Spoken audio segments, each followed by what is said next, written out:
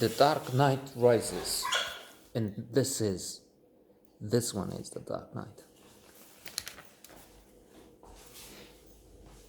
Bad boy, good boy. I'm not a fan of Batman comics, cartoons, and the characters that have unlimited powers, and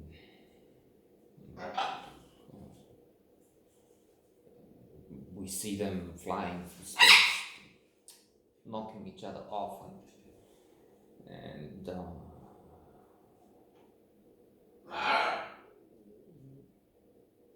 even if yes, the symbolism is interesting, and we have to be uplifted, aspire to be good, to be also able to. It gives us more energy, and we have hope, and so on. And it's hyperbole, but I was noting on Harriet, Harriet Tubman, a black slave with courage, with generosity, resilience, magnanimity, strength, will, virtue, and you name it, she has it. Super human, super Wonder Woman. Why would I watch Wonder Woman when there would be characters alive or passed away that have so much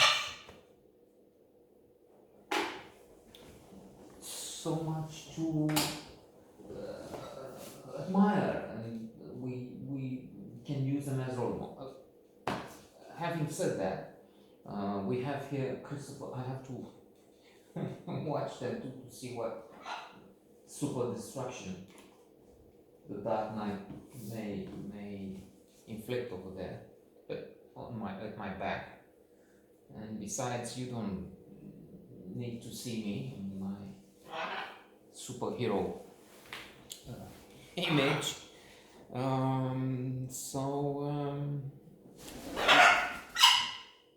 It's Christopher Nolan. First of all, his implication as director in the project,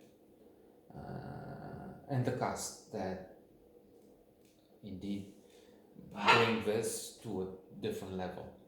We have Christian Bale as Batman again, Wayne and Batman. Speaking of this, with a new twist, with an interesting addition here, with a variation on the theme. I objected to the idea that we have some guy who just says, I'm Superman, poof, let me, I'm sorry, I have somebody to save, poof, and does all kinds of crazy, awkward, ludicrous things. Well, now he's depressed, now he's, well, a human who has to try and overcome, to redeem himself, to move beyond his limits. And so in that, well, that's the way to do it.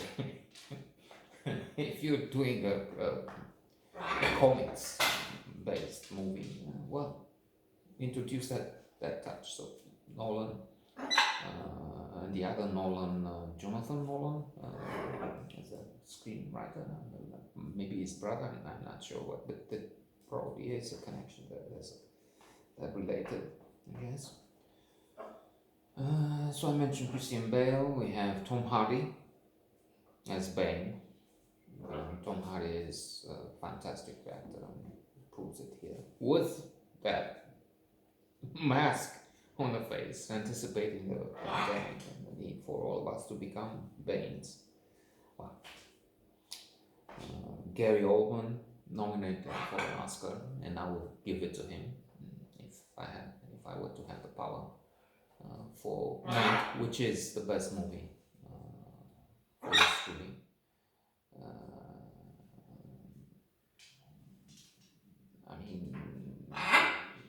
yes, the other nominations are wonderful. Well, that's my pref- um, preference, if you ask me. There's Marion Cotillard, there's Anne Hathaway. Not popular among artists, I understand. Anne Hathaway. That's what I've read in that.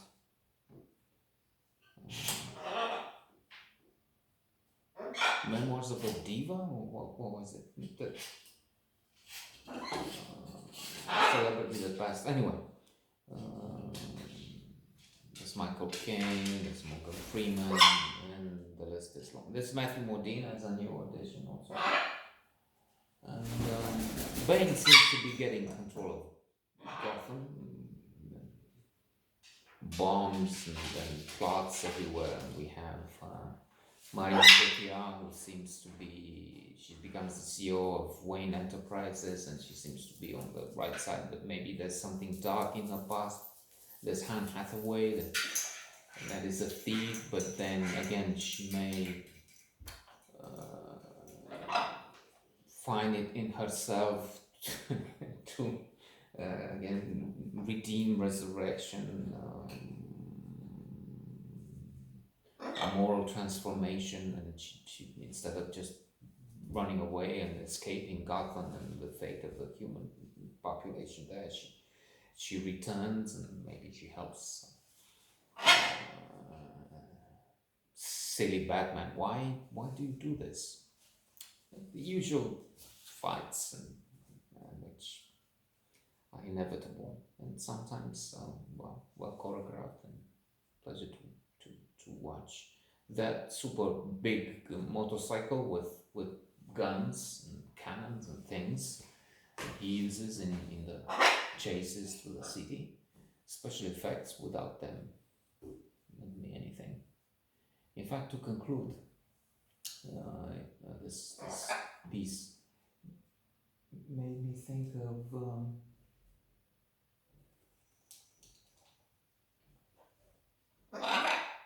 I thought a bird flew in. That's why I stopped in a window. So sometimes that happens, alas. We had one for a couple of weeks to recover because and a baby pigeon flew into the. Anyway, and then it was moved around by a cat, played with it. The cat eats pellets, whatever, so didn't know, but still affected the poor bird.